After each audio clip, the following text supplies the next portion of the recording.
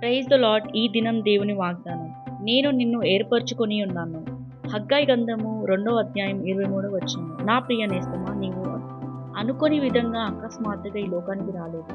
జగత్తు పునాది వేయకముందే తల్లి గర్భంలో నీవు పిండంగా రూపింపకముందే దేవుడు నిన్ను ఏర్పరచుకొని గల కారణము, నీవు దేవుని ఉద్దేశాన్ని నెరవేర్చాలని, నిర్దోషంగా ఉండాలని, తన స్వభావాన్ని పోలికను ప్రతిఫలింపజేయాలని.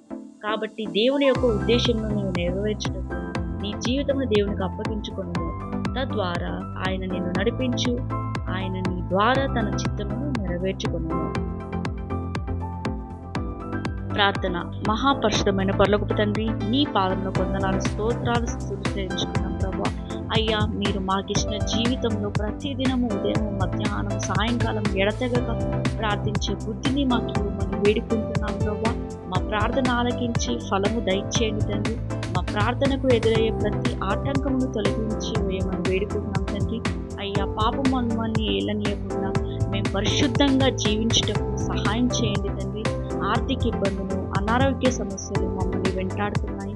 సహాయం చేయండి, మమ్మల్ని స్వస్థపరచండి తండ్రి. మీరు చేసిన మేలును బట్టి ప్రతి దినము మిమ్మల్ని స్తుతిస్తూ మీ అద్భుత క్రియలను, ఆశ్చర్యకారమును అనేకులకు వివరిస్తూ, మా కొరకు మీరు చేసిన త్యాగమును, మీ రాకడలను జనులకు ప్రకటిస్తూ, మీకు ప్రియమైన శిష్యురాలిగా జీవించే ధన్యత మాకు ఇవ్వమని వేడుకుంటూ మా ప్రార్థన ఆలకించుము.